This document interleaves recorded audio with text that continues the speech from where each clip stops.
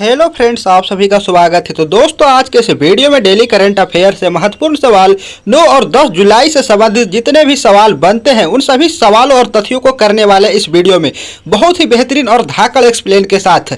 ऐसा एक्सप्लेन आपको पूरा यूट्यूब पर नहीं मिलेगा जो आपको देखते ही याद हो जाए। सिर्फ आप वीडियो के एंड तक देखिएगा, मजा आ जाएगा। और हाँ, इस वीडियो का PDF आप टेलीग्राम से प्राप्त कर सकते हैं। टेलीग्राम का लिंक आपको इस वीडियो के डिस्क्रिप्शन में मिल जाएगा। तो चलो वीडियो को स्टार्ट करते हैं और मैं हूँ आपके साथ चंदन आर्या। तो हमारा पहला सवाल है, 9 जुलाई को कौन सा दिवस मनाया जाता है? तो दोस्तों, इसका उत्तर हो जाएगा ऑप्शन सी, राष्ट्रीय विद्यार्थी दिवस। अब हम जानते हैं कि क्यों मनाया जाता है, ठीक है।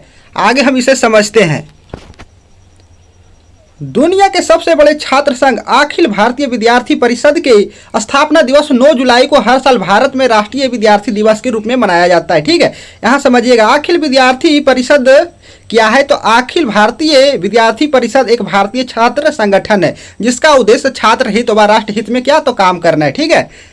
तो दोस्तों, आप सभी से एक छोटा सा रिक्वेस्ट है, इस चैनल को सब्सक्राइब कर ले। अगर ये वीडियो आपको पसंद आता है तो लाइक कीजिएगा और दोस्तों के साथ शेयर कीजिएगा, ठीक है। आगे हम बढ़ते हैं। 2 नंबर सवाल है, भारत की नवीनतम एयरलाइन का नाम क्या है जिसे जुलाई 2022 में विमानन नियामक DGCA से एयर ऑपरेटर सर्टिफिकेट यानी कि AOC प्राप्त हुआ है? तो दोस्तों, इसका उत्तर हो जाएगा आकाशा एयर। क्या नाम है नवीनतम एयरलाइन का नाम? तो आकाशा एयर, ठीक है। आगे हम इसे समझते हैं अच्छे से।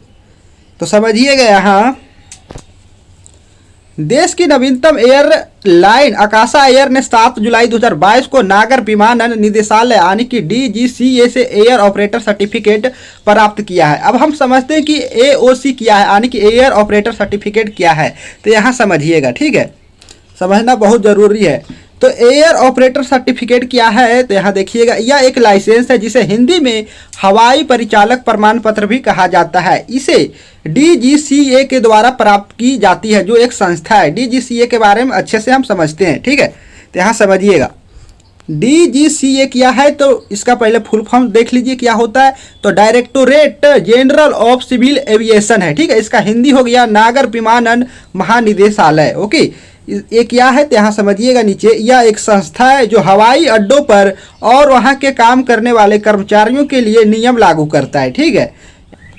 और हम आगे समझते हैं, यात्रियों की सुरक्षा के लिए DGCA समय समय पर निर्देश जारी करता है।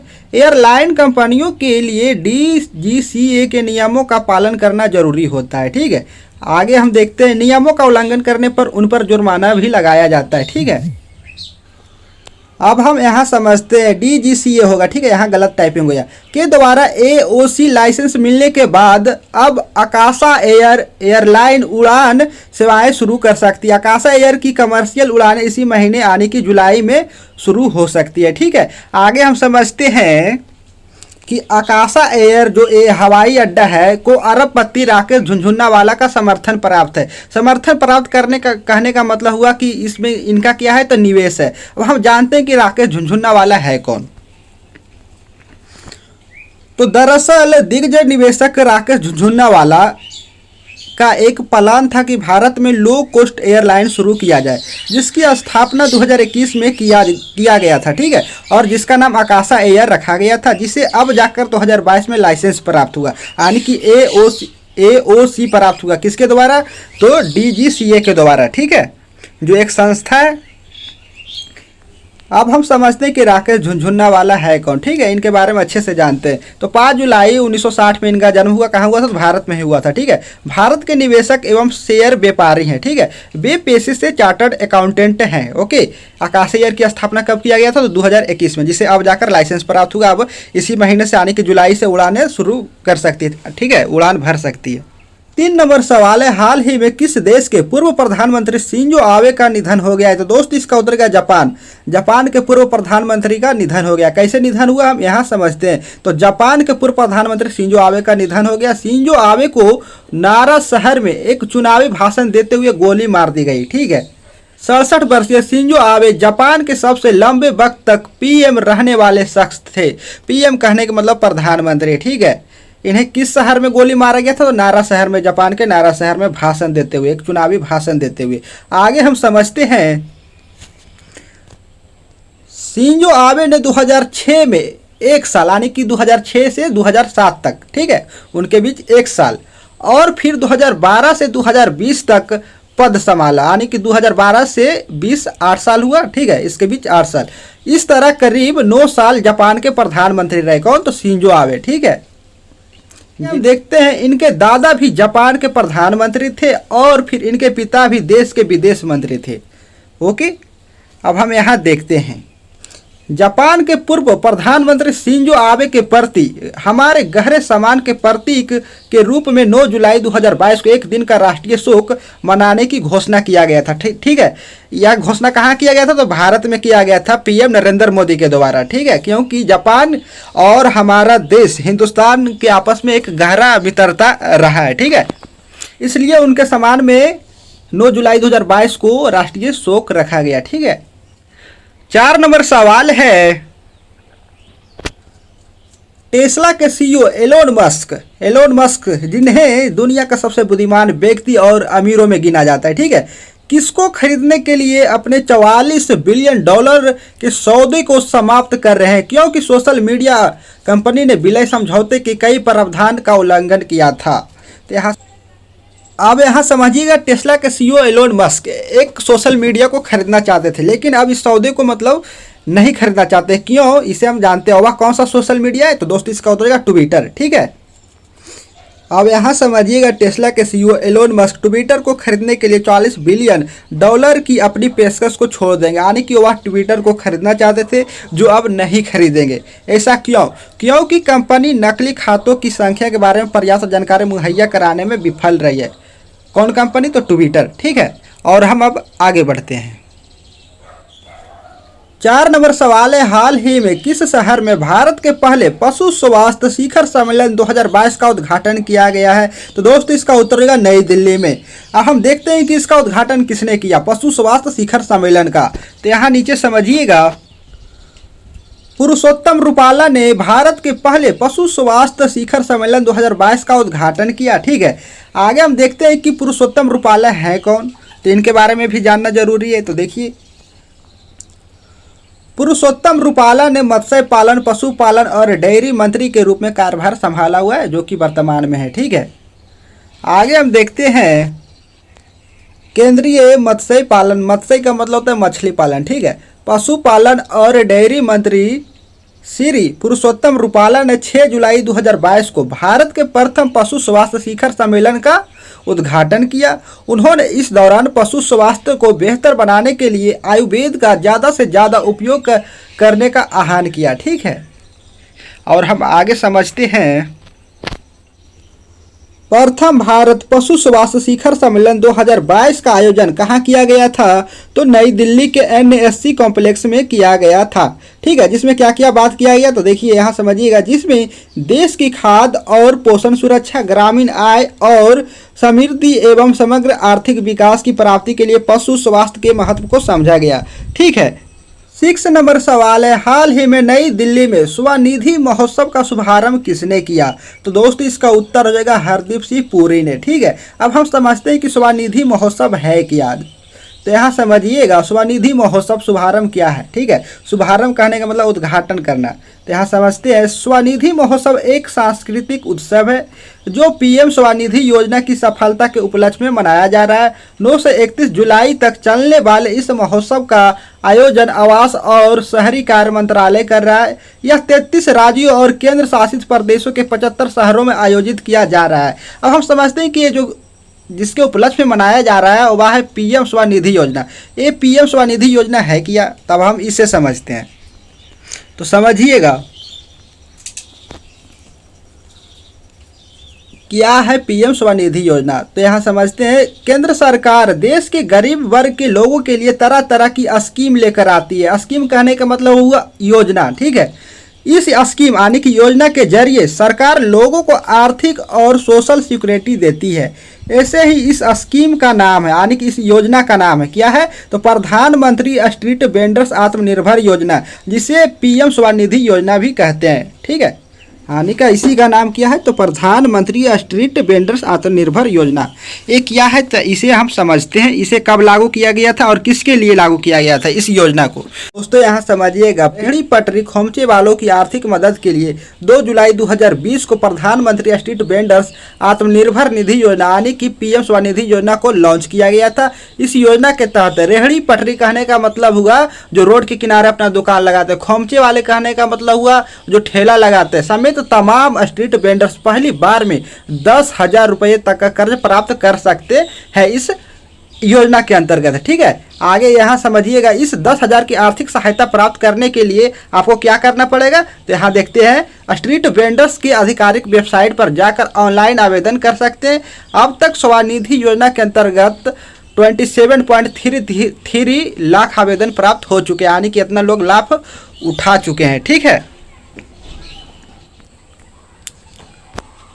तो दोस्तों अब यहाँ समझिएगा हरदीप सिंह पुरी कौन है जिन्होंने स्वनिधि महोत्सव का उद्घाटन किया। तो यहाँ समझिएगा, वर्तमान में भारत सरकार में पेट्रोलियम और प्राकृतिक गैस मंत्री और आवास और शहरी मामलों के मंत्री के रूप में कार्यरत है। ठीक है, यहाँ अब इसे एक लाइन में समझ लेते हैं कि इसका मतलब पूरा क्या है स्वनिधि महोत्सव योजना। तो देश के प्रधानमंत्री नरेंद्र मोदी जी के द्वारा प्रधानमंत्री स्ट्रीट वेंडर्स आत्मनिर्भर निधि योजना को 2 जुलाई 2020 को आरंभ किया गया था। इस योजना को कोरोना महामारी के दौरान व्यवसाय में संकट का सामना कर रहे रेहड़ी पटरी वालों की मदद करने के लिए आरंभ किया गया था, जो रोड के किनारे दुकान अपना लगाते थे, उनके लिए इस योजना को शुरू किया गया था। ठीक है, जिससे उन्हें 10,000 तक का मतलब ऋण दिया जा सके, जिससे वो अपना मतलब व्यवसाय को आगे बढ़ा सके, इसलिए इस योजना को लाया गया था प्रधानमंत्री नरेंद्र मोदी के द्वारा। ठीक है, अब आगे हम बढ़ते हैं। 7 नंबर सवाल है, निम्नलिखित में से किसने जुलाई 2022 में ब्रिटेन के प्रधानमंत्री के पद से इस्तीफा दे दिया? तो दोस्तों इसका उत्तर होगा बोरिस जॉनसन। यहाँ समझिएगा 7 जुलाई 2022 को ब्रिटिश प्रधानमंत्री बोरिस जॉनसन ने अपने इस्तीफे की घोषणा की। ठीक है, ब्रिटिश प्रधानमंत्री के रूप में उनका कार्यकाल सिर्फ 3 साल का रहा। ठीक है, जॉनसन को पद छोड़ने के लिए मजबूर होना पड़ा जब 3 कैबिनेट सदस्यों सहित 40 से अधिक मंत्रियों और सहयोगियों ने उनके इस्तीफे की मांग की। उन्हीं के सहयोगी और मंत्रियों ने क्या इस्तीफे की मांग की, जिससे उन्हें मजबूरन इस्तीफा देना पड़ा। ठीक है, 8 नंबर सवाल है, हाल ही में किस बैंक ने केरल के वन और वन्य जीव विभाग के साथ एक समझौते पर हस्ताक्षर किए हैं? तो दोस्तों इसका उत्तर होगा साउथ इंडियन बैंक। यहाँ समझिएगा, साउथ इंडियन बैंक ने केरल के वन और वन्य जीव विभाग के साथ एक समझौते पर हस्ताक्षर किए ताकि पूरे केरल में इको टूरिज्म सेंटर, वनश्री दुकान, मोबाइल वनश्री इकाइयों और इको दुकानों पर भुगतान के डिजिटल संग्रह को सक्षम बनाया जा सके। साउथ इंडियन बैंक डिजिटल संग्रह प्रणाली अब वन विभाग के अंतर्गत आने वाली सभी 124 पर्यटन स्थलों पर उपलब्ध होगी। ठीक है, साउथ इंडियन से संबंधित कुछ महत्वपूर्ण बातें को हम यहाँ जानते हैं साउथ इंडिया बैंक के बारे में। तो साउथ इंडिया बैंक का MD और CEO कौन है वर्तमान में? तो मुरली रामाकृष्णन है। स्थापना कब किया गया था इस बैंक का? तो 1929 में किया गया। इसका मुख्यालय कहाँ है? तो त्रिशूल केरल में पड़ता है। ठीक है, 9 नंबर सवाल है, रोहित शर्मा क्रिकेट इतिहास में लगातार कौन से T20 जीतने वाले पहले कप्तान बने? तो दोस्तों इसका उत्तर होगा 13वें। ठीक है, यहाँ समझिएगा रोहित ने 7 जुलाई 2022 को साउथहैम्पटन में इंग्लैंड के खिलाफ 3 मैचों की श्रृंखला के पहले T20 मैच के दौरान यह उपलब्धि हासिल की।